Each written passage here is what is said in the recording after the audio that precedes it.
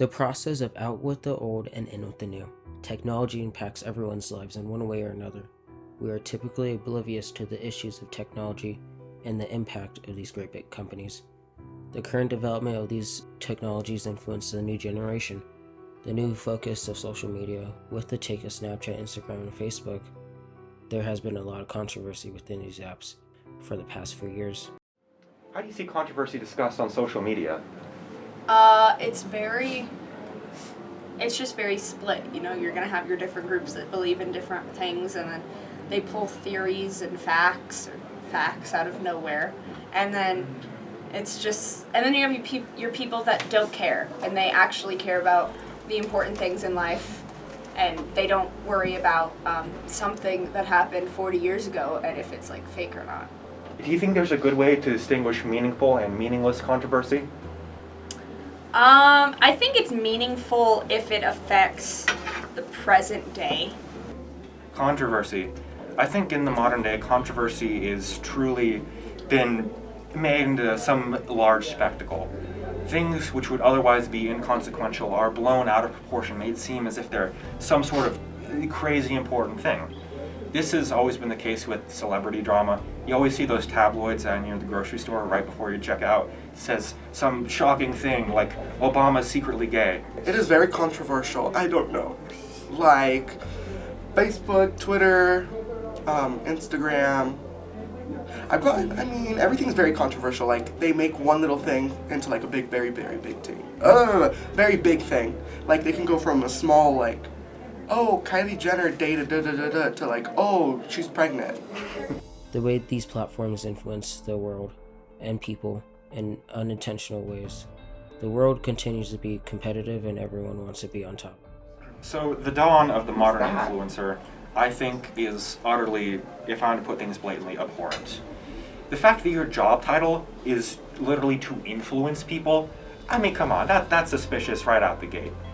But these people, they make money, and large amounts of it, to influence other people's opinions, whether that be to buy a product or support a cause. And when people are purposefully being manipulated and influenced in such a way to do things, they're often going to be doing so, holding some information as a core stance of theirs, or have been misled through fake information to some degree.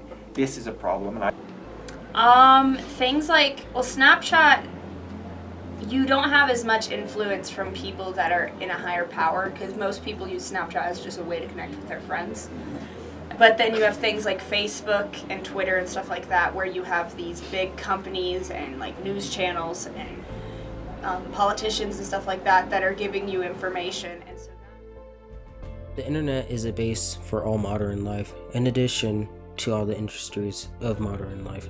There came the social aspect. With the rise of Facebook, it made social media an integrated part of our lives.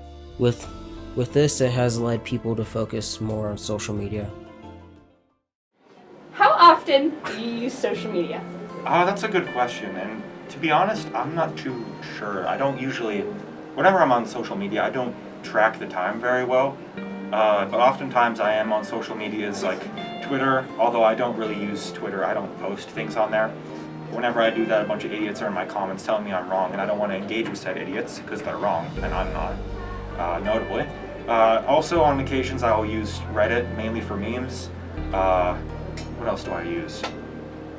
If you can consider YouTube a social media, then I use that the most frequently, but I'm not too sure if that is technically what we're talking about here, although I would say I use that the most out of any other website. Now, what social medias do you personally use? Twitter, Instagram, Snapchat, TikTok. Do you think these social medias affect your political opinions? Yes. Oh, in what way? Well, I follow people who I follow both sides, and I try to keep track of it, and then I use what I oppose to kind of like, I build arguments against what I hate, and then it kind of helps inform me, like, oh my gosh, I just discovered something new of mine, like, I don't know, just discovered a new opinion, I guess. Okay, what do I think about social media? I think that the idea is very good. I think it's a good way to connect with people. It's a good way to share your life with people. But I think a lot of people use it in the wrong way, and a lot of people are not educated of how to properly use it. And so I think that's when a lot of the problems come in with social media. Media is the quickest and highest leading and spreading cause of fake news, such as Facebook failing to protect its users' eyes from fake news and exposure to privacy. Media is a huge source of fake news. It has an effect on democracy and divides right and wrong. Fake news is a threat with consequences, such as 2016 when it believed that the election was affected by the influence of foreign media, threats. where so many people are getting their information in sound bites and snippets off their phones. If we can't discriminate between serious arguments and propaganda, then we have problems. These invasive threats targeted to influence the elections. Topics such as gun rights, immigration, and race divisions. Fake news can influence our actions, thoughts, behaviors because we as a whole are typically unable to think on our own. What is your opinion on fake news? Do you think it's a big problem? Oh, absolutely. And in terms of dealing with it, I have a more unorthodox opinion on it than most people do. Generally, I see two big camps of people. People who say Fox News is the primary source of fake news in America, and the other that say it's CNN. I'd say it's the both of them and more. Because, of course, every news source, at least the ones in America, has the primary goal of making a profit. If your goal is to make a profit, if it is, of course, going to be more profitable to exaggerate, accentuate, and at times even lie. So I'd say that every for-profit media outlet is going to be spreading lies, or at least be spreading what may be considered truth in a way that would be deceiving. And it's more than just that. Of course, when I say that, that would leave sources like the BBC, in reference to the British Broadcasting Corporation, of course, and Al Jazeera. These are both state-run media, and of course, because they're not incentivized by profit, people say that they're beyond the all-partisan politics, that they can be considered truly valuable in terms of being accurate, that they are not biased. This, however, is not true. As they are run by the state, they are going to have the interests of the state at hand. And anything that the state does that does not want to be revealed to the world. I think a lot of stuff is fake news. For example, with for example, different news outlets, they're usually centered around different sides of different political opinions. So a lot of times, whatever will share fake news so that it's more appealing to their political beliefs and stuff to make whoever they're talking about less attractive, I guess you could say.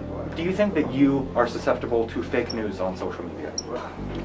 To a certain extent, I try to think that I follow news sites that are worthy. Fake information, I don't know, I check my sources against other sources. I mean, of course, if it's fake news, then are every website's going to report it? Sure, but I mean, widespread, no. I follow news sites on Twitter, and so I get direct news from them, notifications, and I also have several news apps on my phone. Social media changes the view of everything. It makes us change the view about ourselves, famous people, and political advertising. Social media is almost seen as manipulative. Social media is designed to be engaging, keeping its viewers customizing effects to fit their needs. To help build these companies, they need us, our info, our time. The problem with tech, reaching and being targeted towards a younger audience. The way that the internet can influence and harm our younger generation by setting unrealistic expectations. On social media is all fake, taking fame in things that may bring others through. It comes to the time where we have to disconnect. The type of world we live in shows our neglect from various issues of harming the earth and not being able to engage in life efficiently. taking the time to live in the now is important instead of being reluctant on technology.